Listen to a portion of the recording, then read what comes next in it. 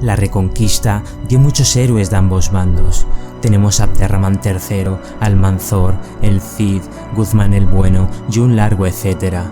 Pero hubo un suceso que marcó todo el devenir de los acontecimientos y se convirtió en una de las mayores batallas que hubo en toda la Reconquista, la batalla de las Navas de Tolosa.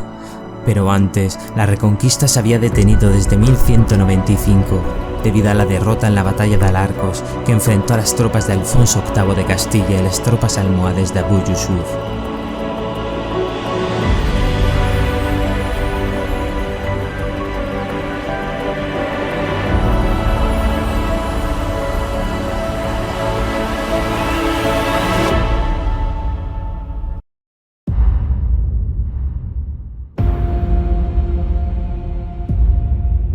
Llegamos a 1212, el califa almohade al-Nasir prepara un gran contingente que amenaza a los reinos cristianos. No contaban con más de 150.000 efectivos. Una gran amenaza se cierne sobre la península.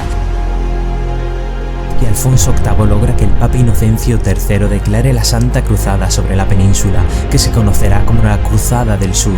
Alemanes, franceses, italianos empiezan a llegar a la península dispuestos a derrotar al enemigo musulmán. Las tropas cruzadas llegan a Toledo en mayo de ese mismo año, lugar elegido por Alfonso VIII para reunir a las tropas. De pronto llega Pedro II de Aragón con 3.000 de sus mejores caballeros aragoneses, la florinata del reino. En días sucesivos también acudía Sancho VII de Navarra bajo una hueste de sus mejores caballeros, unos 200 de lo mejor que pudo reunir. Ahí llegaba también Diego López de Haro, señor de Vizcaya y Álava, y su escuadra de soldados vascos, vizcaínos y alaveses. Y los templarios con el gran maestre de la orden, Gómez Ramírez, y caballeros hospitalarios de Santiago y de Calatrava.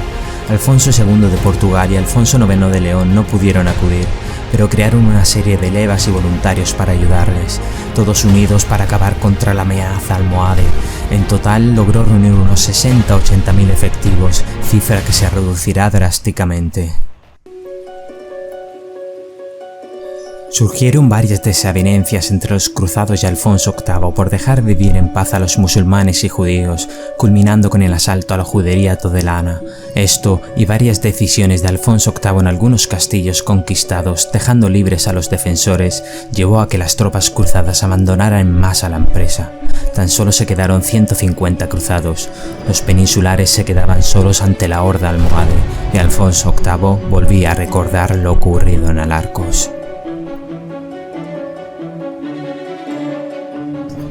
Comienzan su avance hacia Sierra Morena. Debían encontrar un paso franco entre toda la sierra para llegar a la tropa enemiga. Todos los caminos conocidos estaban protegidos por castillos muy bien guarecidos. Y entonces San Isidro Labrador, o más bien un humilde pastor, le dice al rey Alfonso que él sabe de un paso sin vigilar. Y allí se dirigen las tropas, atraviesan el paso y llegan al enclave de la mesa del rey.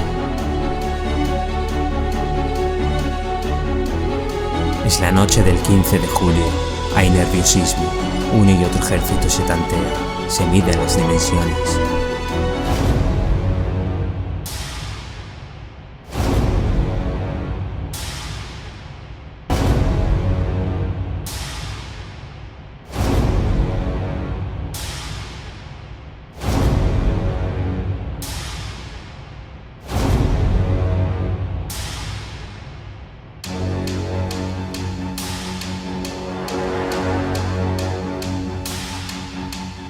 Y en la madrugada, ambos ejércitos se preparan para combatir.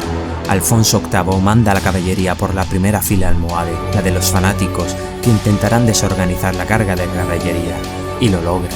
Los castellanos comienzan a retroceder, y al-Nasir manda cargar a la segunda línea, el ejército regular almohade. Alfonso VIII mira temeroso el campo de batalla. Estaban perdiendo. Y en esto la tercera fila almohade se lanza a la ofensiva, las tropas de élite almohades llegan al frente y la derrota parece asegurada.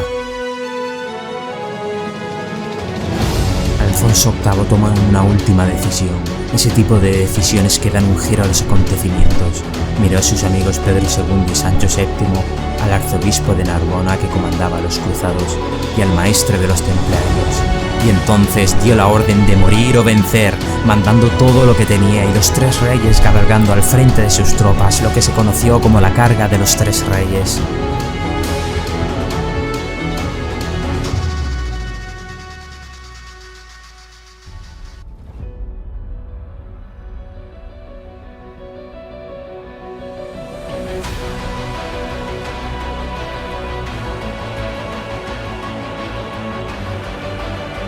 Pronto rebasan la primera línea, la segunda, la tercera y llegan hasta la mismísima tienda de Al-Nasir, una tienda roja en la retaguardia, protegida por la Guardia Negra. Unos fanáticos que se encadenaban alrededor de la tienda nunca retrocederían. Fueron acabando con la Guardia Negra y Sancho VII de Navarra corta las cadenas que pasarían a formar parte del escudo de Navarra. Al-Nasir no tuvo más que poner sus pies en polvorosa y huir. Todo el ejército almohade comenzó su huida. La victoria fue clamorosa, habían logrado repeler la invasión. Lo que aún no sabían es que el ejército almohade desde ese momento dejaría de ser una fuerza combativa y no volvía a haber ninguna invasión más.